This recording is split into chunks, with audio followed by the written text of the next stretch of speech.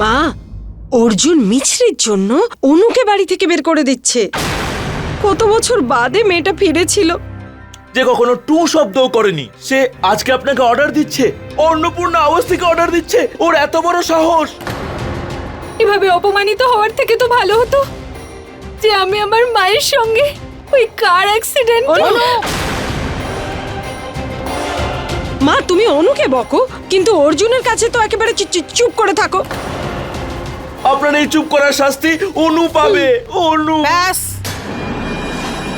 আমি অর্জুনের সামনে চুপ করেছিলাম কারণ যাতে ও অনুর উপর কেস না করে। যদি কেস নাও করে তাও ঠাম্মি, ও তো আমাকে বাড়ি থেকে বের করেই দেবে। তেমনটা হবে না।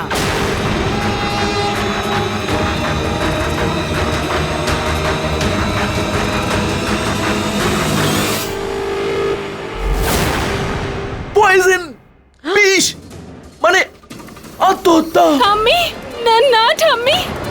না শাশুড়ি মা, আমি আপনার কিচ্ছু হতে দেবো না, কিচ্ছু না। আরে এটাতে জল আছে,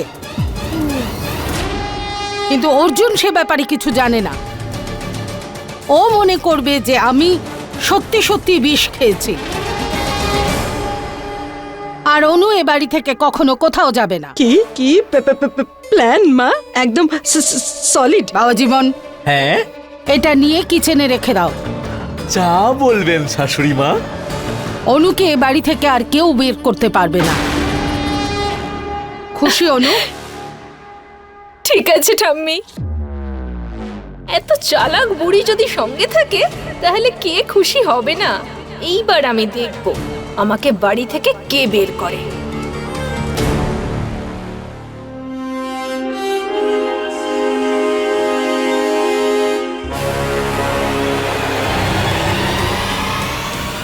মোহন, আয় জিনিসগুলো এখানে রাখ।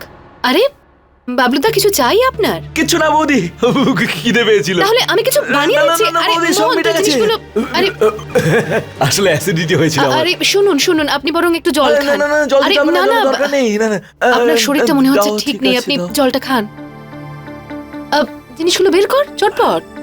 শাশুড়ি মার দেওয়া বিষটা আমি ঠিক জায়গায় রাখতে পারিনি। তাড়াতাড়ি গিয়ে শাশুড়ি মাকে বলতে হবে, নাহলে খুব বড় বিপদ হয়ে যাবে। কি হলো বলুন, কিছু লাগবে? না, পালং। পালং? হ্যাঁ, পালংয়ের সবজি খেতে ইচ্ছা করছিল খুব। ওনার আবার কি হলো, এভাবে কেন কথা বলছে? হ্যাঁ, চটপট জিনিসগুলো বের কর। আর শোন, এটা কিন্তু ইঁদুর মারার ওষুধ। এটা সাবধানে ওই তলায় রাখবি, সাবধানে, উল্টোপাল্টা জায়গায় রাখিস না।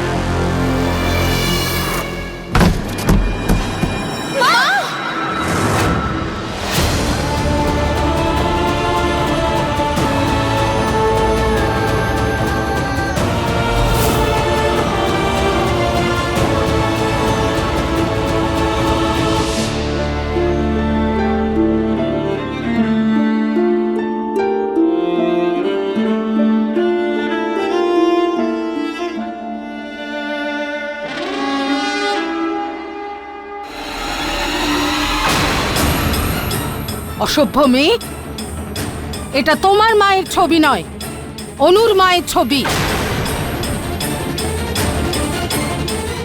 তোমার এত বড় সাহস!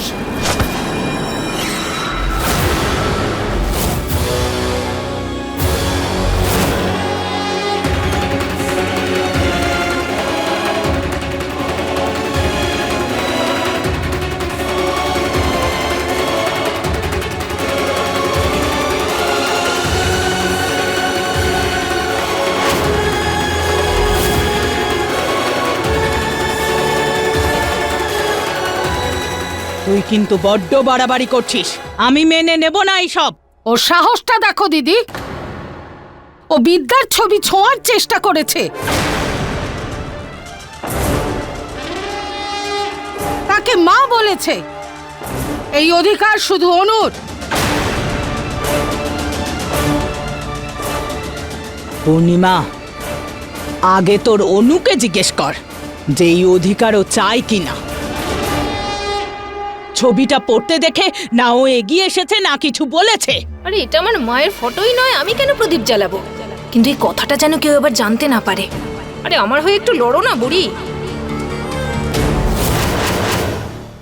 আমাদের অনু অন্যদের মতো দেখনদারি বা ন্যাকামো করে না দিদি।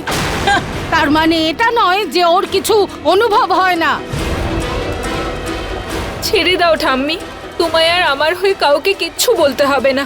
হয়তো আমার মধ্যেই কিছু দোষ ছিল যে আমি তোমাদের সবার ভালোবাসা পেলাম না, আর আজ সেই কারণে আমি এই বাড়ি ছেড়ে যাচ্ছি। খামতি তোর মধ্যে নেই অনু, খামতি হয়তো আমাদের মধ্যেই ছিল যে আজ তোকে নিজেরই বাড়ি ছেড়ে যেতে হচ্ছে। কিন্তু সোনা, আজকে প্রায়শ্চিত্ত আমি করব।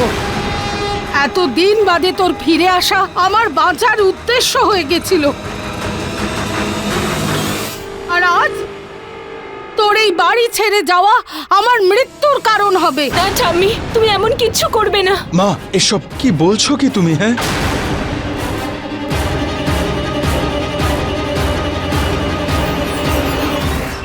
বাড়ির প্রত্যেকে এটা ভালো করে শুনে রাখো।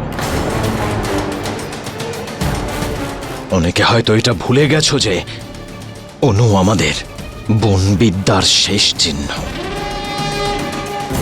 এই বাড়িতে ওর ততটাই অধিকার আছে যতটা এই বাড়ির দুই ছেলে। ছেড়ে দে প্রতাপ, মা, আমি এই মেয়েটাকে কিচ্ছু দিতে পারিনি।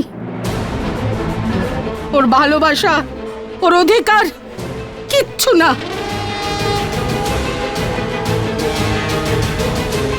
কিন্তু আজ আমি আমার প্রাণ দেব। মা, এইসব কি বলছো? আরে মা, মা, মা, কোথায় যাচ্ছ? মা, ঠাকুমা, শোনো, মা, এইসব কি করছো? আমি নিজেকে শেষ করে দেব। অনেক হয়েছে। কোথায় যাচ্ছ তুমি? দিদা, আরে বাবা, কিচ্ছু হবে না ওর। ওর এই রোজকার নাটকে বিরক্ত হয়ে গেছি।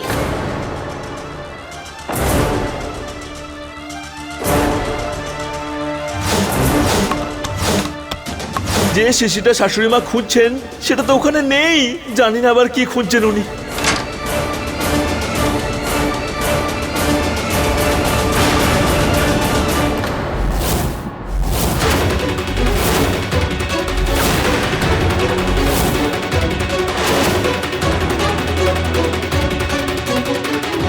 আমি জানি দিদি, তোমরা সবাই আমার উপর বিরক্ত, তাই আমি চলে যাব।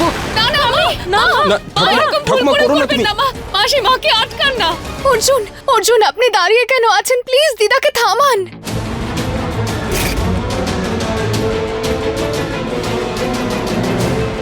রিল্যাক্স।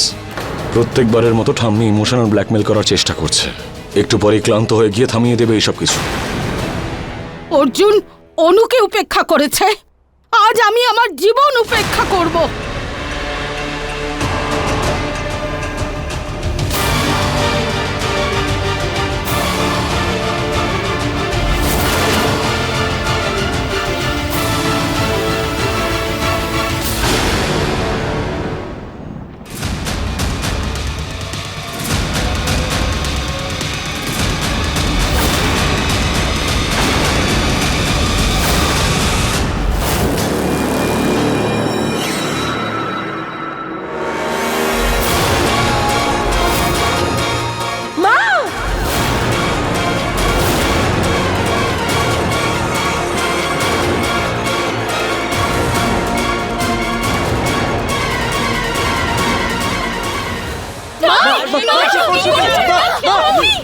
মা, এটা কি করছো কি তুমি?